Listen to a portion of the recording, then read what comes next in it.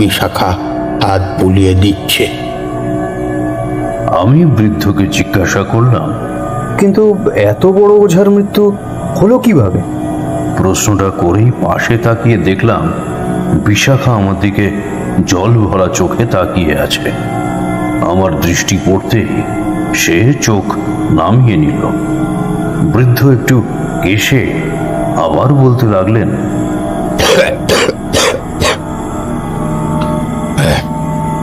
আমার ধারণা চন্দ্র পিশাচিকে তেমন একটা গুরুত্ব দেয়নি সে, আর তাই পিশাচি উপযুক্ত সুযোগ পেয়েই তাকে হত্যা করেছে।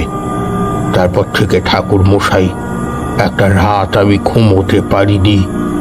আমার এই মরা মেয়েটাও আমার জন্য খুব ময়না।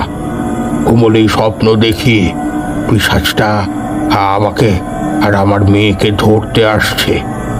সন্ধ্যাবেলায় কি রাতের বেলায় যখন কাছে বিশাখা থাকে না, তখনও সে জানলার কাছে এসে দাঁড়ায়, কটকট শব্দ করে। সারা রাত প্রবল জিঘাংসায় বাড়ির চতুর্দিকে ঘোরে। এই পিশাচির ভয়ে সন্ধ্যার পর কেউ ঘর থেকে বেরোয় না ঠাকুর মশাই। এর ভিতরে গ্রামের যেখানে সেখানে গরু ছাগলের মৃতদেহ পাওয়া গেছে। দেহগুলির মাথার পিছন দিকে ঘোরানো, গলার নলি ছিঁড়ে কে যেন তাদের সব রক্ত চুষে খেয়েছে। এই অবধি বলে তারানাথ আবার একটা সিগারেট ধরালেন।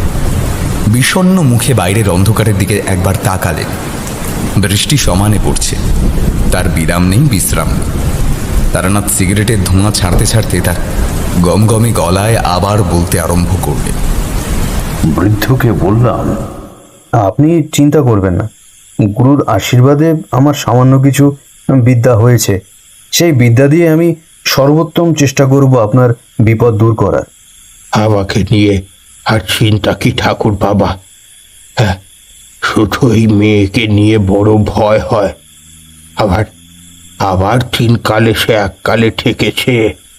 আমার আর কি মরার ভয়? কিন্তু কিন্তু আমার এই মা লক্ষ্মী, আমি মরলে ও যে ভেসে যাবে।